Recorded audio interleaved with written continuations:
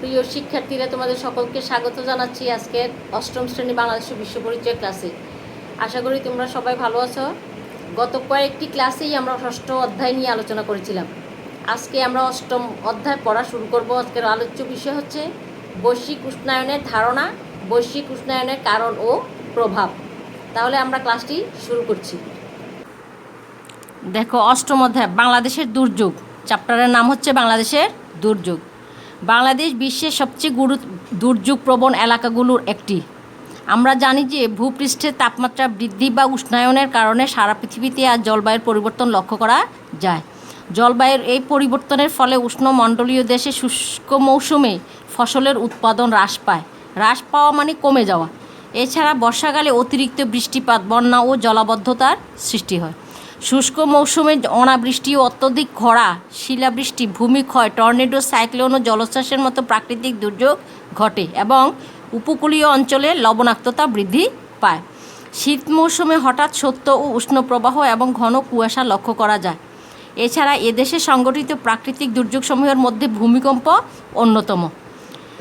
বাংলাদেশের ভৌগোলিক অবস্থান এবং বৈশ্বিক উষ্ণায়নও এ দুর্যোগ সংঘটনের কারণ। বাংলাদেশের জীবন ও অর্থনীতির উপর এসব দুর্যোগের প্রভাব লক্ষ্য করা যায়। তাহলে আমরা এই পার্ট পরেই আমরা কী জানবো এটা তোমরা দেখে নিবা। পার্ট একে দেখো, বৈশ্বিক উষ্ণায়নের ধারণা। পৃথিবীর বুকে উদ্ভিদ ও প্রাণীর উদ্ভব ও বিকাশ ঘটেছে পানি, বায়ু ও অন্যান্য উপাদানের সমন্বয়ে গড়ে ওঠা প্রাণ উপযোগী পরিবেশের কারণে।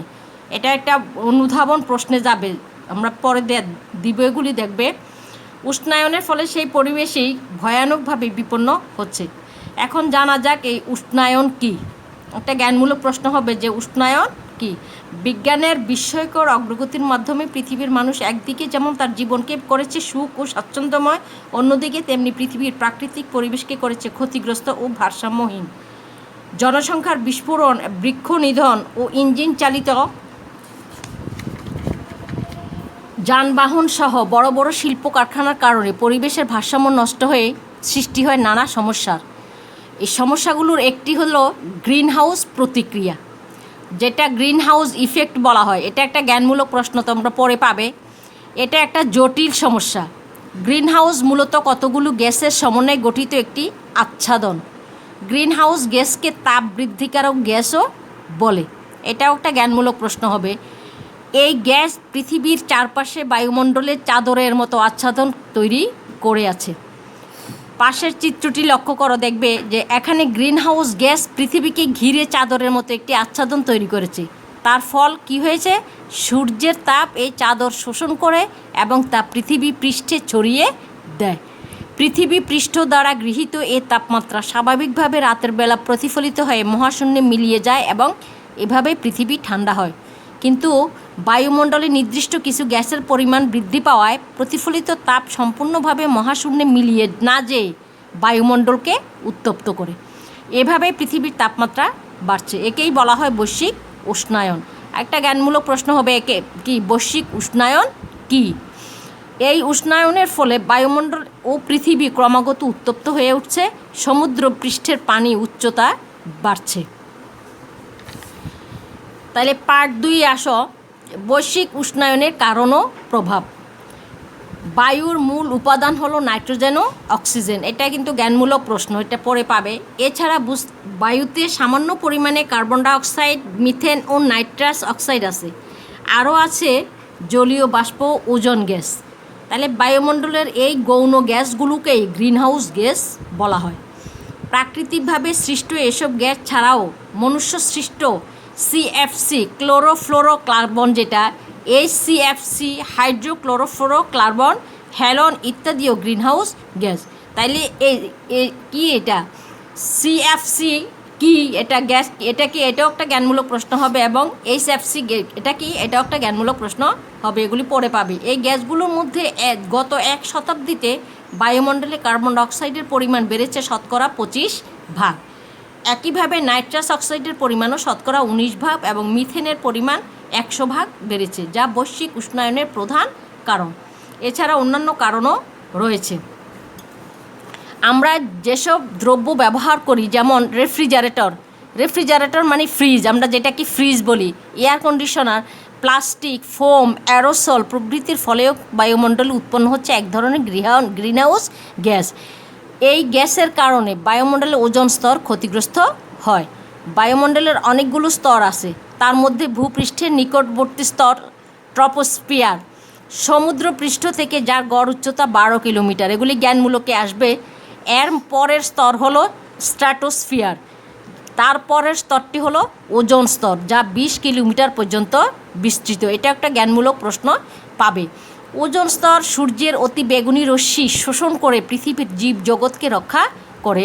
এই ওজোন স্তর ক্ষয়ের কারণে ভূপৃষ্ঠে অতি বেগুনি রশ্মির প্রভাব শতকরা 5 ভাগ বৃদ্ধি পেয়েছে। এটাও বৈশ্বিক উষ্ণতা বাড়ার কারণ। বিশ্বের উন্নত দেশগুলো অধিকারে জীবাশ্ম জ্বালানি ব্যবহার করে পরিবেশ নষ্ট করছে। তাছাড়া এসব দেশ পারমাণবিক চুল্লি ব্যবহার করে, যা থেকে প্রচুর বর্জ্য সৃষ্টি হয়। এই বর্জ্য গ্রিনহাউস গ্যাস বৃদ্ধি করছে। তবে বৈশ্বিক উষ্ণায়নের এই ভূমিকা অতি সামান্য। শিল্প কারখানার বর্জ্য ও কালো ধোঁয়া থেকেও প্রচুর পরিমাণে পারদ, সীসা ও আর্সেনিক নির্গত হয়। এটাও বৈশ্বিক উষ্ণতা বৃদ্ধির কারণ। মহাসমুদ্রকে পৃথিবীর মানবদেহের ফুসফুসের সাথে তুলনা করা যায়। এটা একটা জ্ঞানমূলকের প্রশ্নে আসবে। বিশ্বের তাপমাত্রা নিয়ন্ত্রণে মহাসমুদ্রের গুরুত্বপূর্ণ ভূমিকা রয়েছে, কিন্তু সমুদ্রের তেজস্ক্রিয় বর্জ্য নিক্ষেপ করার ফলে তা দূষিত হচ্ছে এবং এই দূষিত বাষ্প বাতাসে মিশ্রিত হয়েও বৈশ্বিক উষ্ণায়নে ভূমিকা রাখছে। বাংলাদেশের মতো ক্ষুদ্র একটা দেশেও একসময় বহু নদীনালা, খালবিল ও হাওর বাওর ছিল, যা তাপমাত্রা নিয়ন্ত্রণে গুরুত্বপূর্ণ ভূমিকা রাখত। এখন এইসব নদীনালা বিল শুকিয়ে গিয়েছে কিংবা ভরাট হয়ে করে বা ফেলা হয়েছে। অনেক নদী ও খাল বর্জ্য ফেলার কাজে ব্যবহৃত হয়। এভাবে অনেক অনুন্নত দেশেই এসব নদ নদীর অপব্যবহার হওয়ায় বৈশ্বিক উষ্ণতা বৃদ্ধি পায়।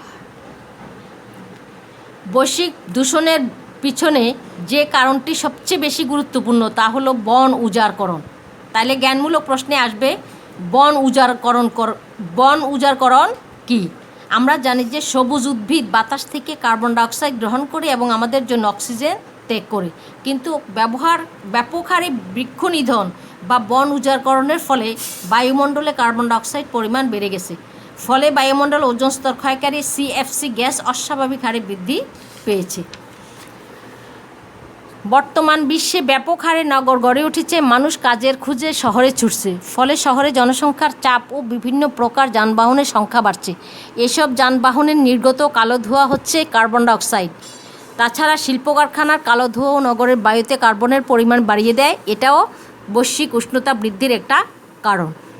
কৃষিতে যান্ত্রিক সেচ, নাইট্রোজেন সার, কীটনাশক প্রভৃতি ব্যবহার করা হয়। এসবের ফলেও বায়ুমণ্ডলের ওজোন স্তর ক্ষতিগ্রস্ত হয়, যার প্রভাবে বৈশ্বিক উষ্ণতা বাড়ছে। আমরা সপ্তম শ্রেণীতেই আমাদের বাংলাদেশের জলবায়ু পরিবর্তন সম্পর্কে কিছু জেনেছিলাম। জলবায়ু পরিবর্তনের একটা প্রধান কারণ বৈশ্বিক উষ্ণায়ন। এর ফলে যে পৃথিবীর সর্বত্র আজ আতঙ্ক ছড়িয়ে পড়েছে যে বাংলাদেশও তা থেকে মুক্ত নয়। বৈশ্বিক উষ্ণায়নের প্রভাবে বাংলাদেশে পরিবেশ ও জীবনযাত্রায় যেসব ক্ষতি হতে পারে তা দেয়া আছে। দেখো, সমুদ্রের পানির উচ্চতা বেড়ে যাওয়ার ফলে উপকূলবর্তী অঞ্চলসমূহের সমুদ্রের পানি ঢুকে পড়ে, আর সমুদ্রে লবণাক্ত পানির প্রভাবে গাছপালা, মৎস্য খামার ও শস্যক্ষেতের ক্ষতি হয়।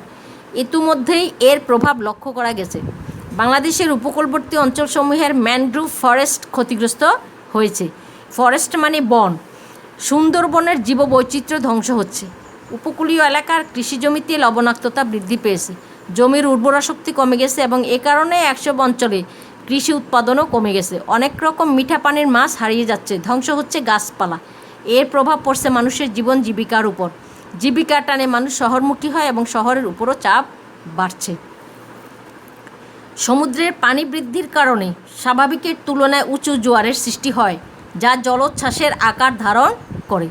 আবার সমুদ্রে নিম্নচাপ সৃষ্টি হওয়ার কারণে সাইক্লোনের তীব্রতা বেড়ে যায়। আমরা প্রাকৃতিক দুর্যোগ আইলা ও সিডরের নাম শুনেছি। এগুলি কিন্তু প্রাকৃতিক দুর্যোগের নাম, এগুলি প্রশ্নে আসবে। দেখবা, এই দুটি প্রাকৃতিক দুর্যোগের কারণে আমাদের দেশের উপকূলবর্তী এলাকায় প্রাণহানি ও সম্পদের ব্যাপক ক্ষতি হয়। খাবার পানির তীব্র অভাব দেখা দেয় এবং ইতিমধ্যে সুন্দরবনের প্রায় 1/4 বন নষ্ট হয়েছে। এর ফলে জীববৈচিত্র্য ও মৎস্য সম্পদের ক্ষতি হয়েছে। উষ্ণায়নের কারণে পৃথিবী পৃষ্ঠের তাপমাত্রা বৃদ্ধি এবং সূর্যের অতি বেগুনি রশ্মি সরাসরি পৃথিবীতে আসার ফলে মানুষ ও অন্যান্য প্রাণীর বিভিন্ন প্রকারের মারাত্মক রোগ সৃষ্টি হয়। ক্যান্সার, চর্মরোগ সহ নানা ধরনের নতুন নতুন রোগের আবির্ভাব ঘটে। তাপমাত্রা বৃদ্ধির ফলে পরিবেশের ভারসাম্য নষ্ট হয়। যেমন বাংলাদেশের উত্তরাঞ্চলে ইতিমধ্যে মরুকরণের লক্ষণ দেখা যাচ্ছে। উষ্ণায়নের ফলে সৃষ্ট বন্যা, খরা, লবণাক্ততা প্রভৃতি কারণে গবাদি পশুর খাদ্যের অভাব হবে, বাড়বে বিভিন্ন ধরনের রোগ।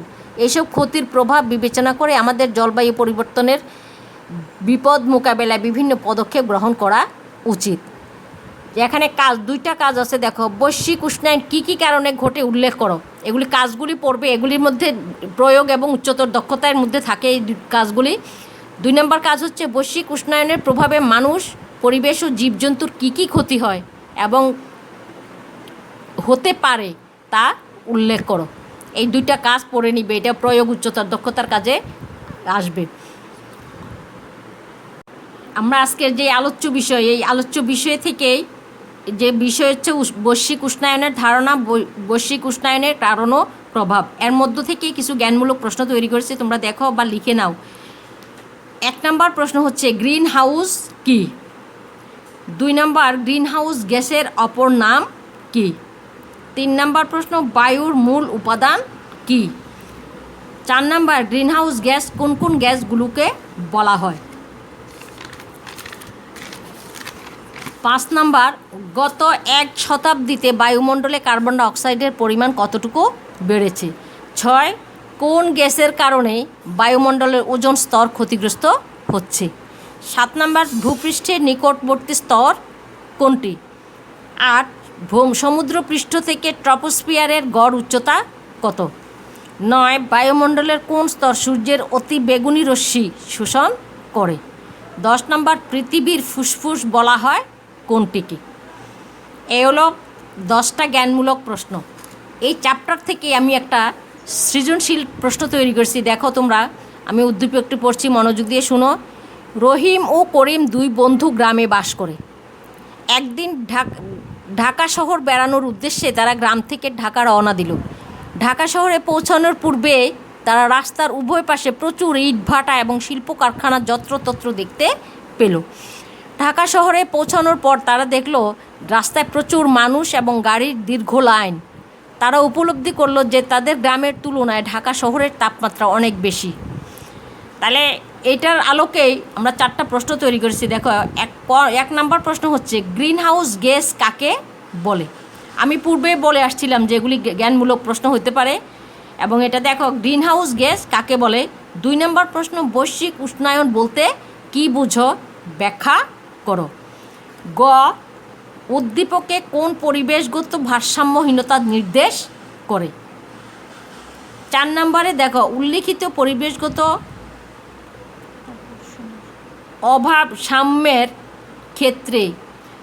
ভারসাম্যের ক্ষেত্রে যে উল্লিখিত পরিবেশগত অভারসাম্যের ক্ষেত্রে বন উজাড়করণ গুরুত্বপূর্ণ ভূমিকা পালন করে। হাইফেন দিয়ে লিখবে কি, ব্যাখ্যা করো। বলছে তুমি কি এই বক্তব্যের সাথে একমত? মতামত দাও। তাহলে এই একটা জ্ঞানমূলক, এই 10টা জ্ঞানমূলক প্রশ্ন এবং একটা সৃজনশীল প্রশ্ন এই চ্যাপ্টার থেকে দেওয়া আছে। এগুলি বাড়ির কাজ হিসাবে থাকবে এবং বাড়ির কাজগুলি যথাসময়ে করে রাখবে এবং পড়াশোনা করবে। দেখো এই চ্যাপ্টারগুলি পড়লাম এবং বাড়ির কাজগুলি যেগুলি দিলাম এগুলি ভালোভাবে করে রাখবে, ঘরে থাকবে, সুস্থ থাকবে এবং ভালো করে পড়াশোনা করবে। এই ইয়ার মধ্যে থেকেও আমরা কিন্তু অনেক পরিশ্রম করে ক্লাসগুলি নিচ্ছি। তোমরা যদি মনোযোগী না হও তাহলে এই ক্লাসগুলি আমাদের কী যাবে, বিফলে যাবে। তো সুতরাং আশা করি সময়ও শেষ, অনেক সময় পেরিয়ে গেছে তোমাদের জীবন থেকে।